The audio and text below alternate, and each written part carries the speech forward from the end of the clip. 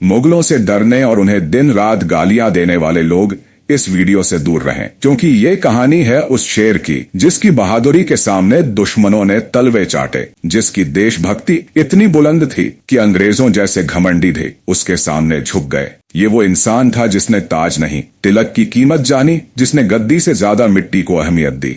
जब बाकी सब चुप थे, ये अकेला गरजा। जब सब पीछे हट रहे थे, ये आगे बढ़ा, जिसने बंदूक से नहीं अपने जज्बे से जंग लड़ी और ऐसी मिसाल कायम की कि कायनात भी सलाम करे। जी नमस्कार दोस्तों।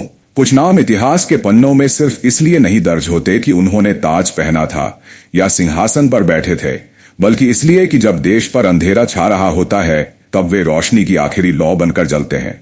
आज हम बात करने जा रहे हैं एक ऐसे बादशाह की जिसने अपने आखिरी वक्त तक हिंदुस्तान की मिट्टी से मोहब्बत की, जिसने अंग्रेजों की जंजीरों के बीच भी देश के लिए शायरी की और जिसने धर्म की दीवारों को गिराकर एकता की मिसाल कायम की। नाम था बहादुर शाह जफर। दोस्तों, ये वही बहादुर शाह जफर हैं जिनके बारे में अंग्रेज अफसर मेजर हडसन ने जब यह कहा कि दमदमे में दम नहीं रहा, ए जफर ठंडी हुई अब तेग हिंदुस्तान की, तो जवाब में जफर ने सीना तान कर मौत की आंखों में आंखें डालकर कहा था, गाजियों में बू रहेगी जब तलक यान की तख्ते लंदन तक चलेगी तलवार हिंदुस्तान के।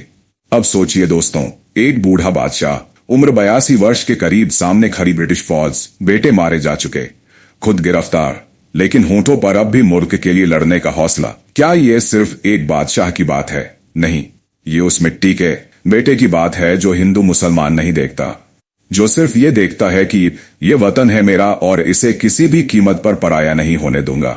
बहादुर शाह जफर का जन्म 24 अक्टूबर 1775 को हुआ था। जब वो दिल्ली के तख्त पर बैठे तब मुगल सल्तनत सिर्फ नाम की रह गई थी।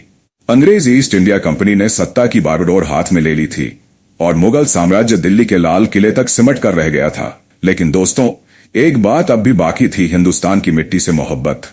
1837 में जब जफर बादशाह बने तब उन्होंने सत्ता के नाम पर सिर्फ प्रतीकात्मक तख्त पाया, लेकिन दिल में हिंदुस्तान को आजाद देखने का सपना जिंदा रखा और वो सपना जागा। साल 1857 में जब पूरे देश में पहला स्वतंत्रता संग्राम भड़का, मेरठ से शुरू होकर ये बगावत दिल्ली, कानपुर, झांसी, अवध और पूरे उत्तर भारत में फैल गई। जिन्हें आज कुछ कुपड़ लोग औरंगजेब समझ बैठे हैं, वो वही जफर थे जिनकी अगुवाई में हिंदू मुस्लिम सिपाही एकजुट होकर अंग्रेजों से लड़े। मंगल पांडे, रानी लक्ष्मीबाई, तात्या टोपे, बेगम हजरत महल, इन सभी की बगावत को एक नाम चाहिए था, एक प्रतीक, और वो बने बहादुर शाह जफर।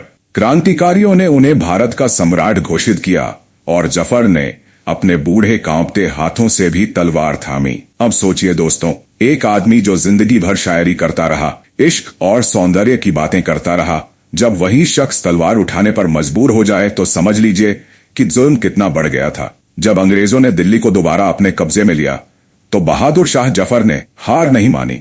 हुमायूं के मकबरे में छिपे हुए थे, लेकिन जब अंग्रेजों ने उनके 2 बेटों और एक पोते को गोली मार दी और उनके सिर जफर के सामने पेश किए, तो भी जफर की आंखों में आंसू नहीं थे, बल्कि बस एक बात थी, मिटा दे अपनी हस्ती को अगर कुछ मर्तबा चाहे कि दाना खाक में मिलकर गुले गुलजार होता है। दोस्तों, ऐसे थे बहादुर शाह जफर। अंग्रेजों ने उन्हें रंगून अब यंगून में अम्मार निर्वासित कर दिया। वहां उन्होंने अपनी जिंदगी के आखिरी साल एक विदेशी धरती पर तन्हा गरीबी में बिताए।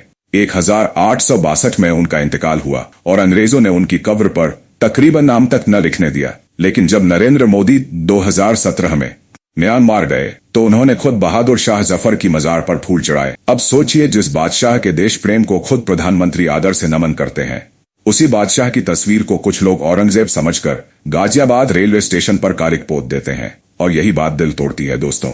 सोचिए दोस्तों, एक ऐसा शख्स जिसने अपने जीवन का हर लम्हा हिंदुस्तान की मिट्टी से मोहब्बत में गुजार दिया, जिसने आखिरी सांस तक अंग्रेजों की हुकूमत को दिल से कबूल नहीं किया, और जिसने वो लड़ाई लड़ी जो आजादी की पहली चिंगारी थी, उसे आखिरकार अपने ही मुल्क में 2 गज जमीन भी नसीब नहीं हुई।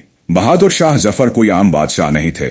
जब अंग्रेजों ने हिंदुस्तान को पूरी तरह अपने कब्जे में लेने का मन बनाया, तब भी ये बूढ़ा बादशाह दिल्ली के लाल किले में बैठा हुआ हिंदुस्तान की आखिरी उम्मीद बनकर खड़ा रहा। उनकी उम्र 80 के पार थी, लेकिन दिल अब भी हिंदुस्तान के लिए धड़कता था।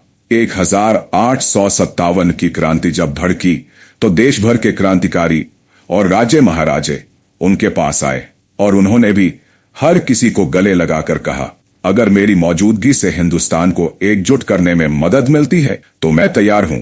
दिल्ली की गलियों में जंग का ऐलान हुआ।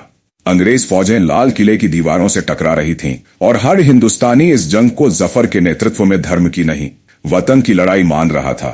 हिंदू, मुसलमान, सिख सभी मिलकर लड़ रहे।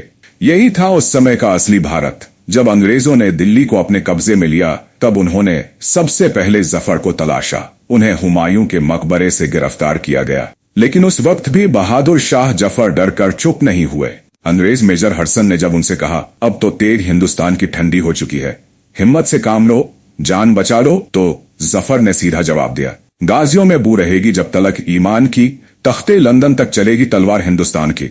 ये सिर्फ एक शेर नहीं था, ये एक ऐलान था कि वो लड़ाई कभी नहीं रुकेगी जब तक इस मिट्टी से मोहब्बत करने वाला एक भी इंसान जिंदा है। उनके 2 बेटों और एक नवासे को अंग्रेजों ने उनके सामने ही गोली मार दी। ये कोई आम सजा नहीं थी, ये एक बादशाह के दिल को चीर देने वाली घटना थी। फिर भी उन्होंने आंसू नहीं बहाए, सिर झुकाया, लेकिन लबों पर कोई शिकायत नहीं लाई, क्योंकि उन्हें मालूम था कि वो हिंदुस्तान के लिए लड़ रहे हैं और इस मिट्टी के लिए जान कुर्बान करना शर्म की नहीं, शान की बात है। अंग्रेजों ने बहादुर शाह जफर को रंगून यानी आज के म्यांमार में निर्वासित कर दिया।